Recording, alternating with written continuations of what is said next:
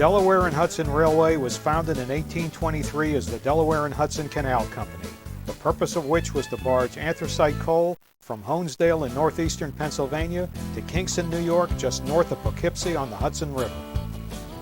At first, the canal company's only tracks were laid for a roller coaster type gravity railroad connecting the coal mines to the canal head at Honesdale. But in 1860, several steam locomotive powered lines were built in the Carbondale area.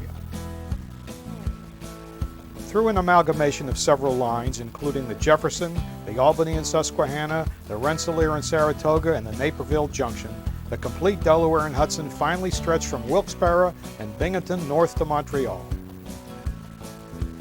Though the D&H was a relatively small road, if you considered only its 800 or so miles of track, it had superior connections at both ends and was able to offer rapid service for bridge traffic by strictly adhering to its train schedules. The Pennsylvania Division consisted of the southernmost and oldest portion of the line and ran from Wilkes-Barre through Scranton, Carbondale and Lanesboro to Nineveh and Oneonta. The D&H ran miners' commuter trains between Scranton and Carbondale, and these were mostly headed up by Class D3 460 10-wheelers, such as number 500, seen here pulling out of Scranton. Hop aboard for the run to Carbondale.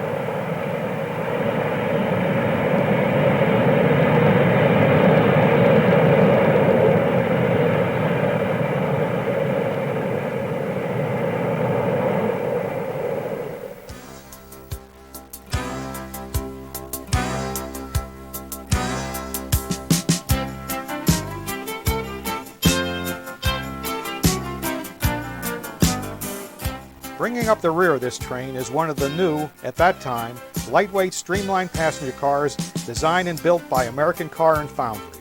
These were later affectionately called American Flyer cars. Class J 4664 Challenger number 1521, Class H Malley 0880 number 1601, and a pair of Class E6A 280 Consolidations will team up on a northbound out of Carbondale.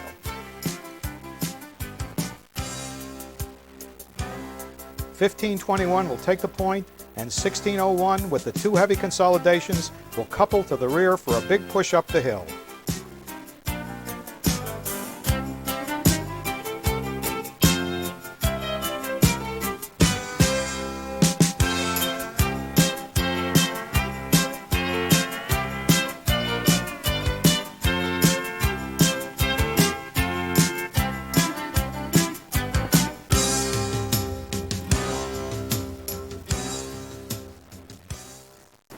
(1521) blasts upgrade to the summit and tower YD.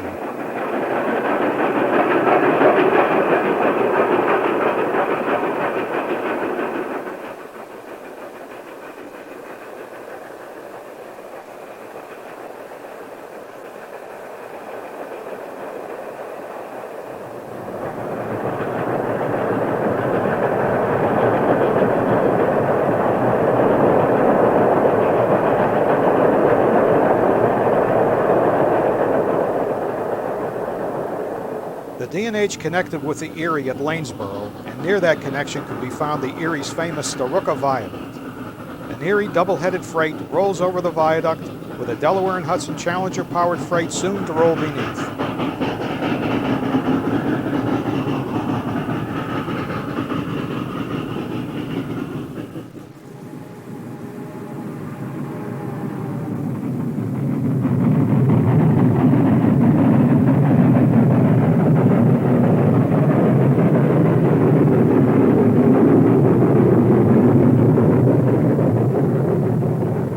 sit back and enjoy some further action on the mountainous Pennsylvania Division.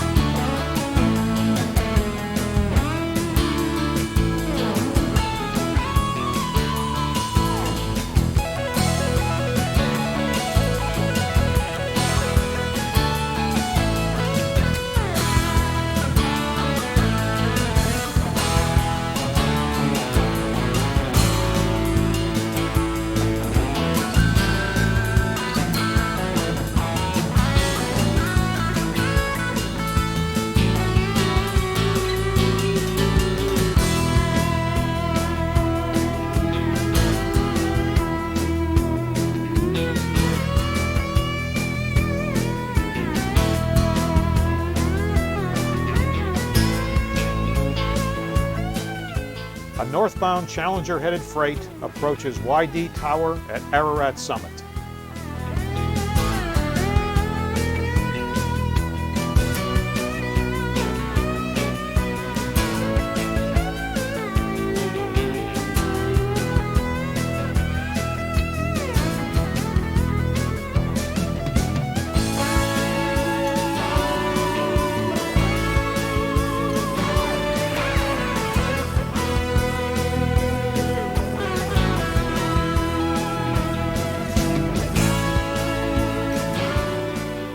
Challenger will continue north to help the next southbound up the hill, while the Class H cuts off and heads back to Carbondale.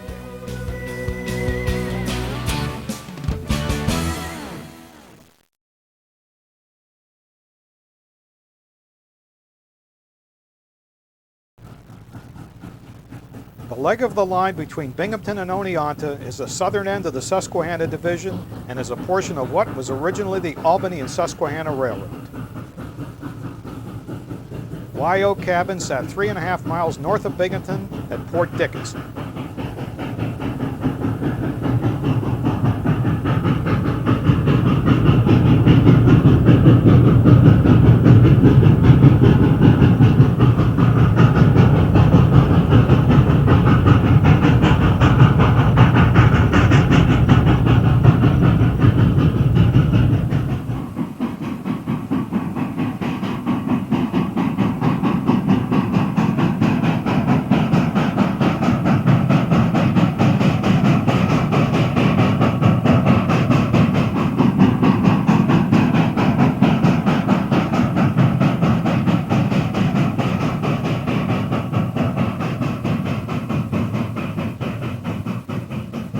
tunnel is positioned at the top of Belden Hill and the crest of a 1.06% grade.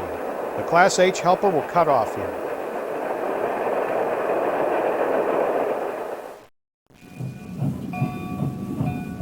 The New York, Ontario, and Western cross the Delaware and Hudson at Sydney, and seen here is an NYO&W local crossing the Diamond.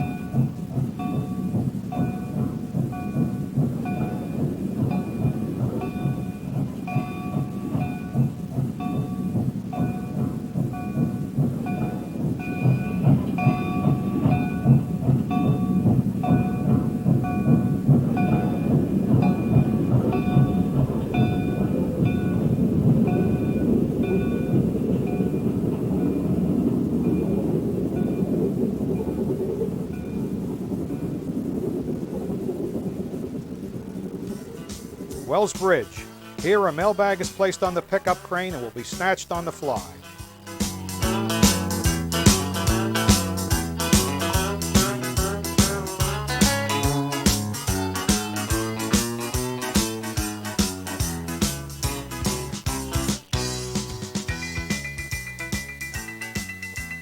One of the D&H's original yards and shops were located at Oneonta, where a 52-stall roundhouse with 24-hour activity once was one of the hubs of the railway's operations.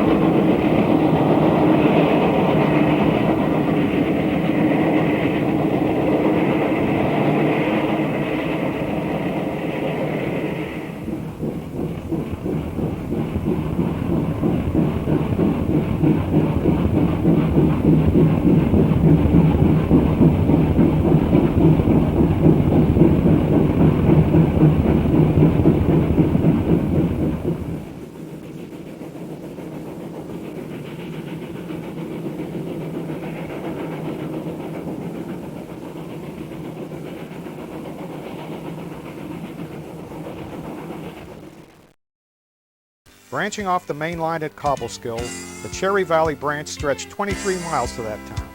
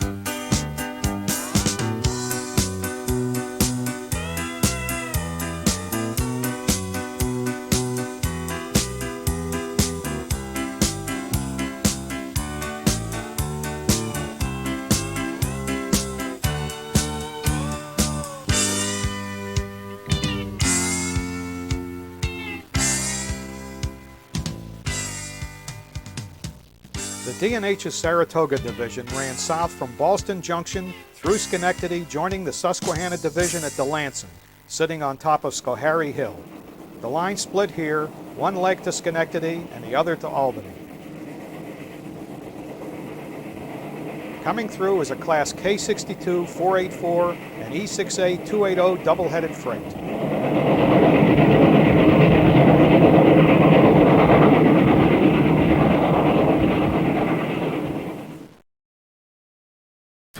Continuing on to the end of the Susquehanna Division at Albany, we find the Delaware and Hudson's General Office Building.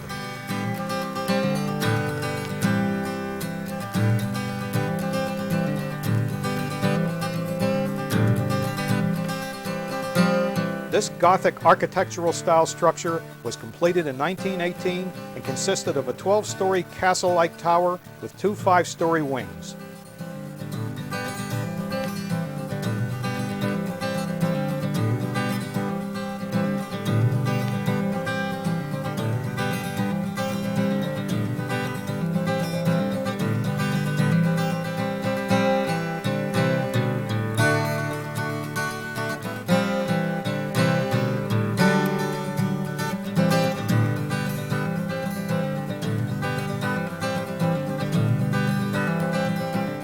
Located 7 miles north of Albany, the Colony main shops were completed in 1912 and replaced the then obsolete Oneonta and 2 other shops as the main service facility of the D&H. A Class P1 462 Pacific powers a local.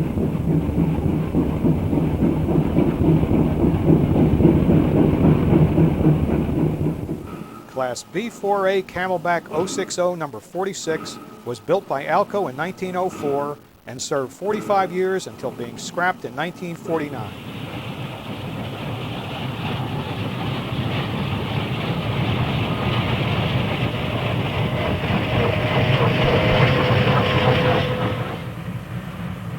Originally constructed in 1899 as 280 number 1003, number 84 was rebuilt as a Class B5 080 in 1924 and lasted until 1949.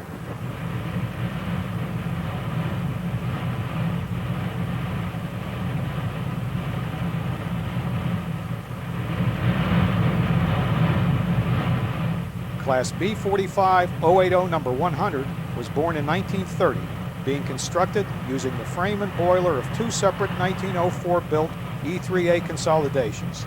She saw service until 1953.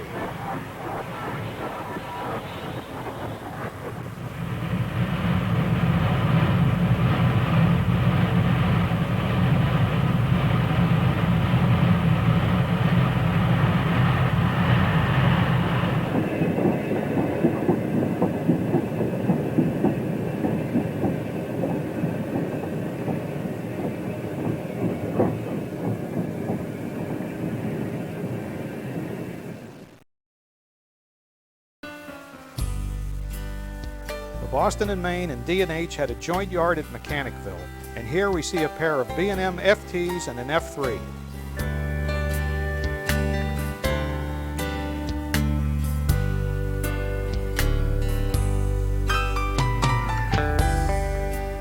A Delaware and Hudson 1946 built Alco RS2 also rolls by.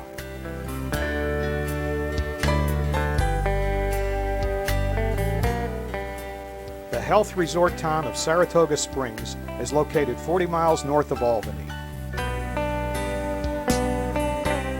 The 484 powered Laurentian pulls into the 1871 vintage stone and frame station.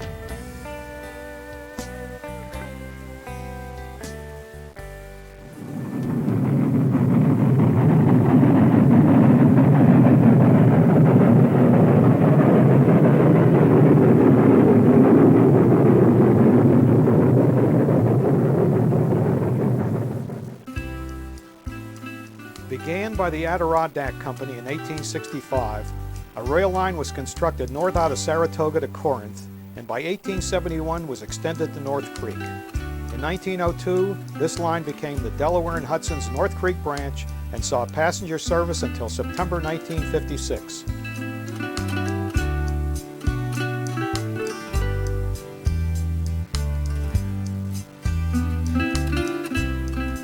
Class G25 American Type 440 number 449 was 1904 Alco built and lasted 44 years until 1948.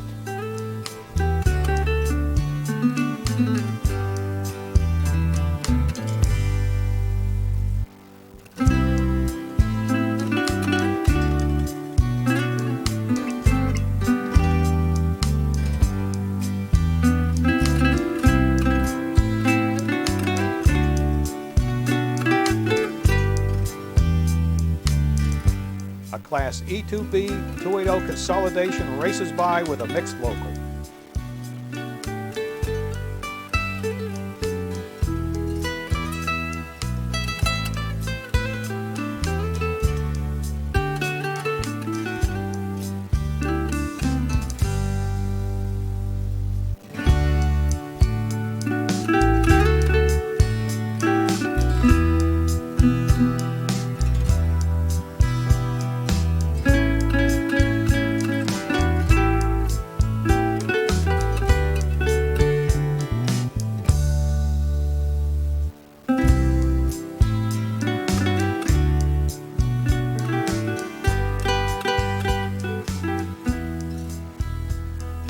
A 10-wheeler eases into Hadley.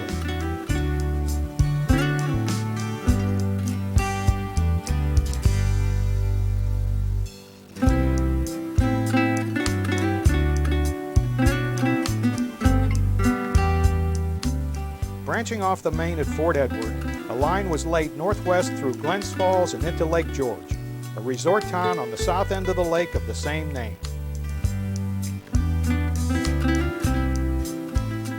Class D3 460 10-wheeler number 557 heads into Lake George.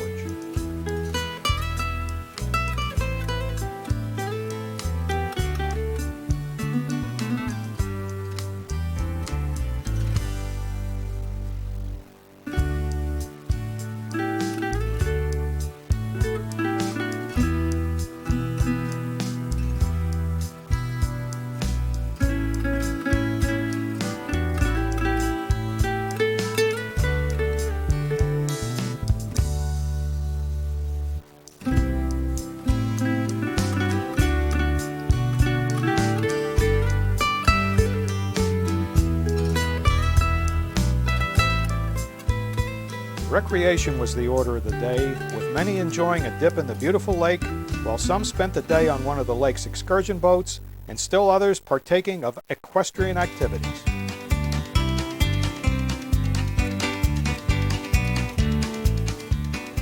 This Class E48 Consolidation was built by Alco in 1904 and was first numbered 216, then renumbered 837, and finally, after a 1926 rebuild, numbered 810. Fort Anne is located about midway between Fort Edward and Whitehall, and the little station here used to be an old wooden combination car. Shortly after this 1-horsepower device clears the crossing, a Class P 462 Pacific will roll through.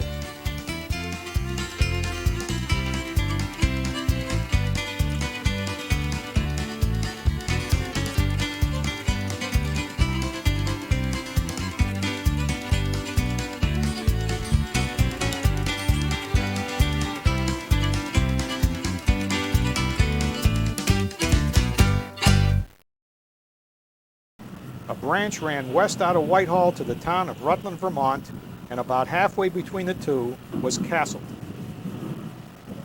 The station at Whitehall was built on a hillside along the west side of the tracks, just south of the yard and engine terminal.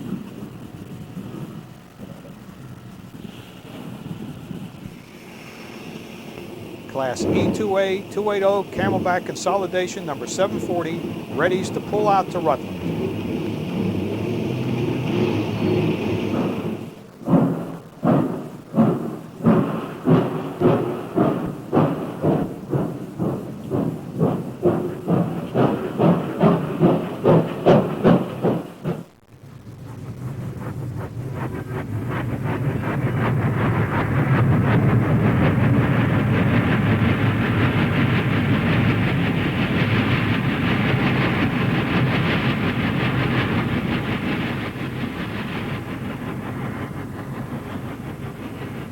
Class E2B Consolidation 784 gets tucked into the roundhouse.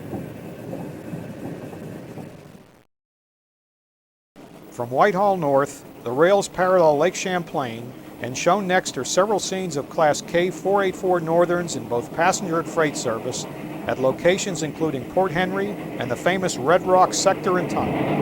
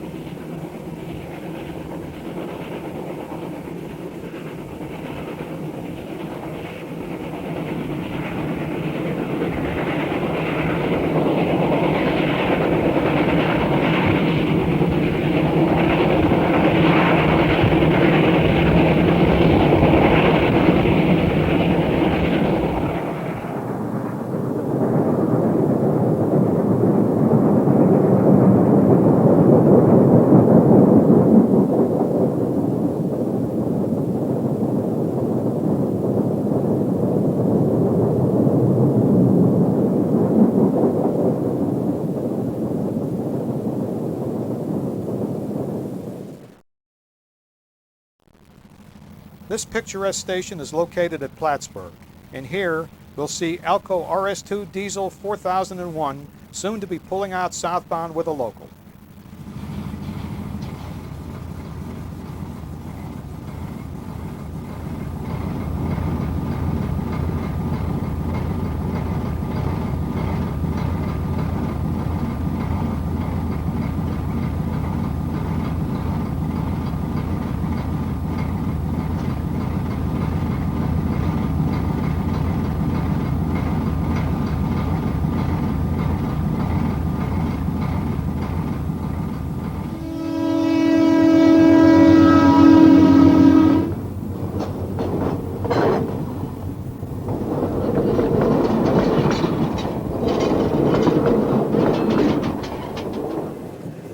West Chassis, a Class P1 462 Pacific number 651 headed local, slows for orders.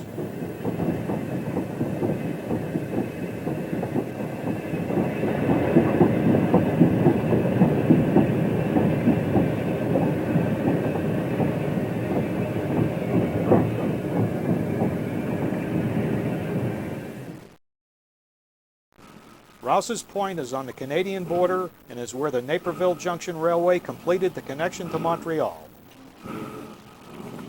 Prior to coming to the Naperville Junction, Consolidation number 914 was originally built for the D&H as number 237 in 1903 and later rebuilt and renumbered 858.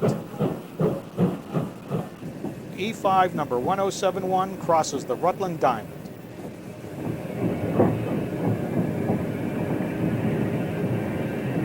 A Rutland local with a milk car rolls by.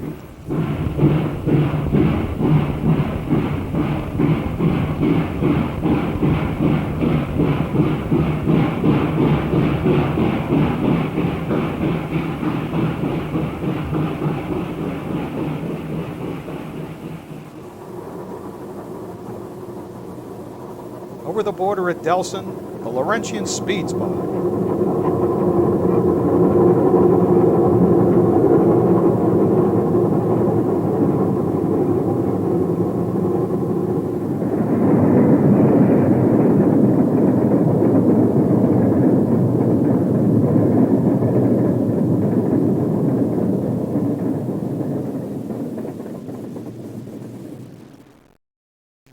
Moving on past the steam era on the Delaware and Hudson, the road acquired 4 Alco PA1 diesels from the Santa Fe in 1967 and replaced the red on the Warbonnet paint scheme with blue.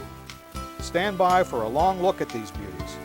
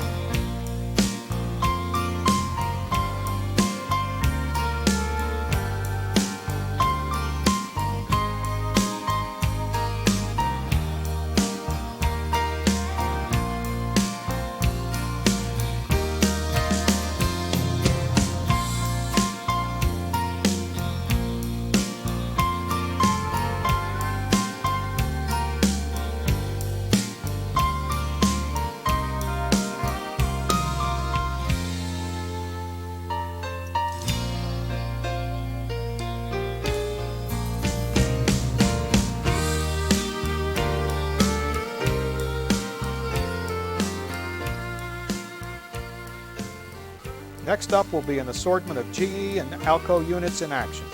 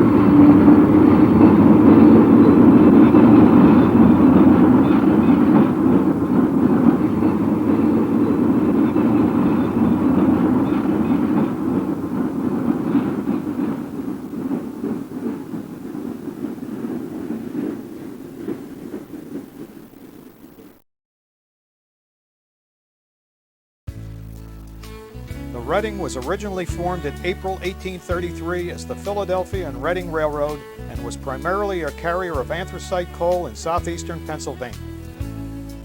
In 1839, the line between Philadelphia and Reading opened for business, and by mid-1842, a port on the Delaware River was completed, thus allowing the line a huge outlet for its hard coal traffic.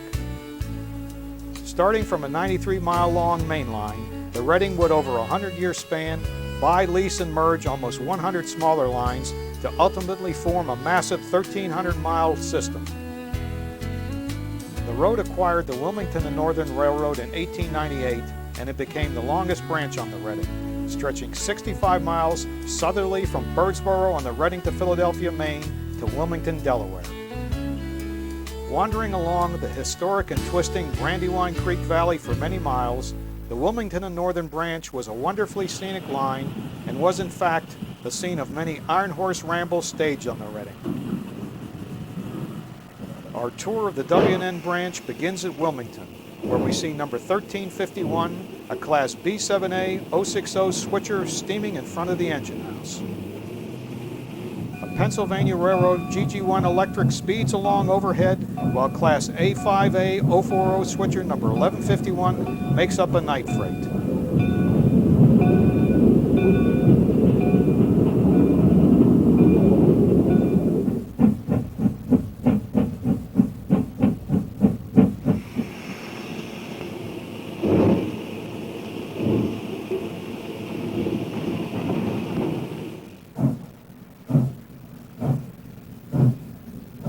Class I9SB 280 Consolidation number 1672 slips by.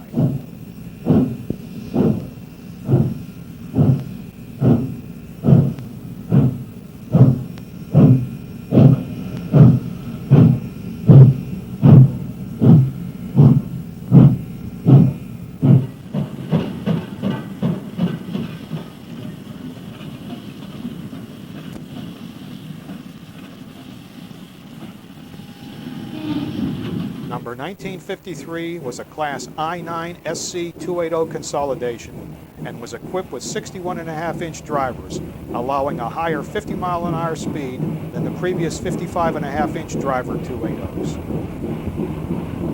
1953 heads out with extra WR1.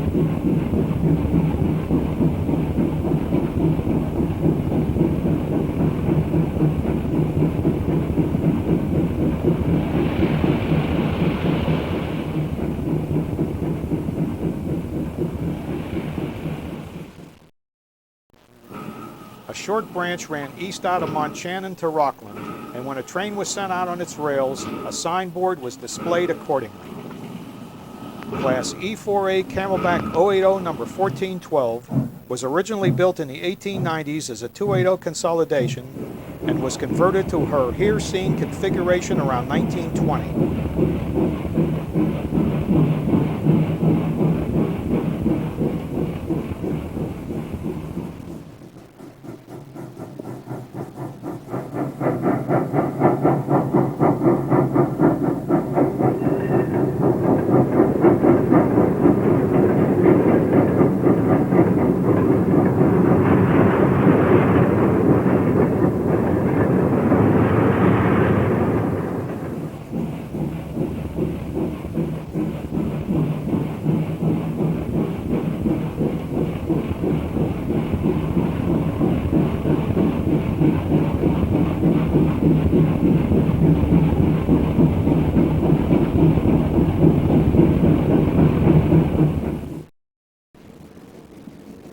Next, we'll see the picturesque station at Winterthur and a freight running through the rocky cut beyond the station.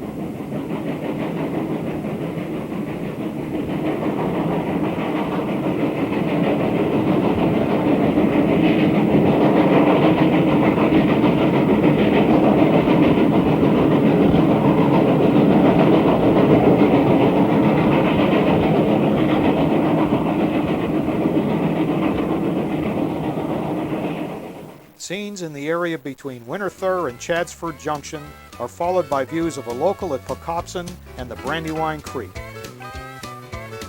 That's a Pennsy branch crossing the W&N at Chadsford Junction.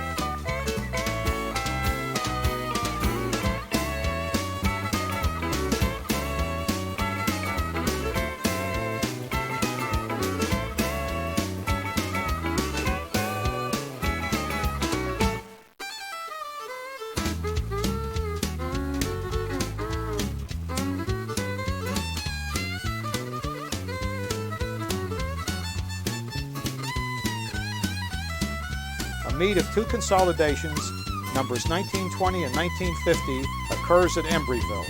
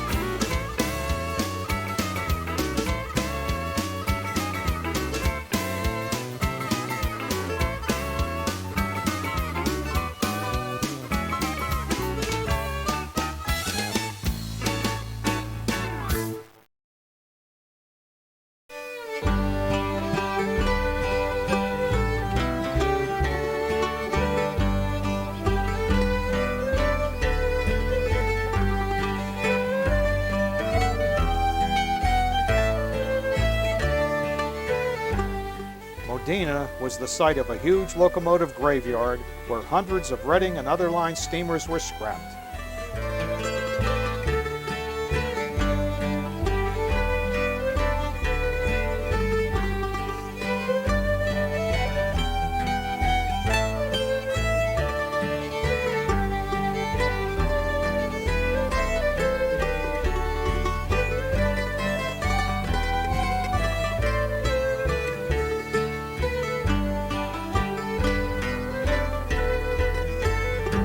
Coatesville was a major city on the Wilmington and Northern, since several large steel mills here generated heavy traffic for the road.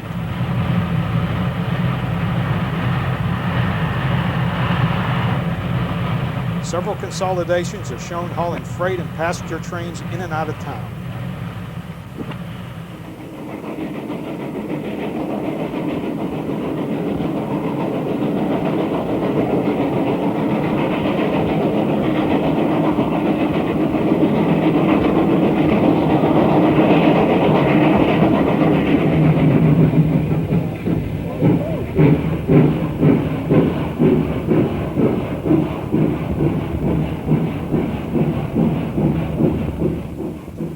Those tracks high on the hill in the background belong to the Penzie's main electrified line from Harrisburg to Philadelphia.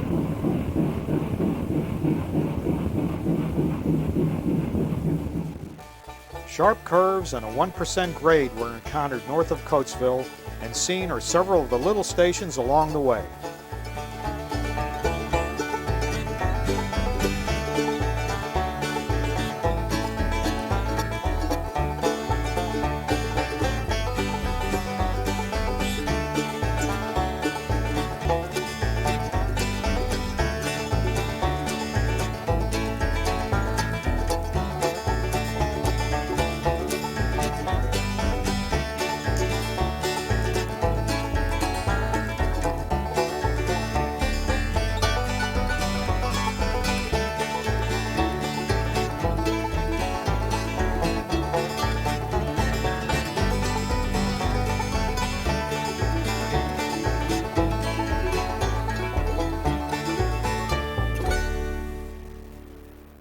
Class I-8B 280 number 1503 crosses another Penzie branch at Supplement.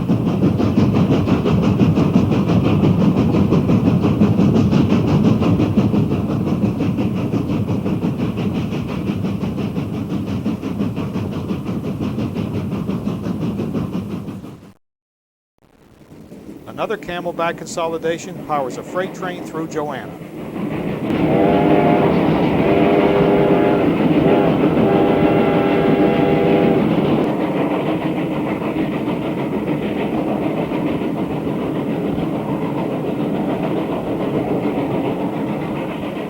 Coming up, we'll hop aboard the morning passenger train from Coatesville to Reading and let the pictures tell the rest of the story.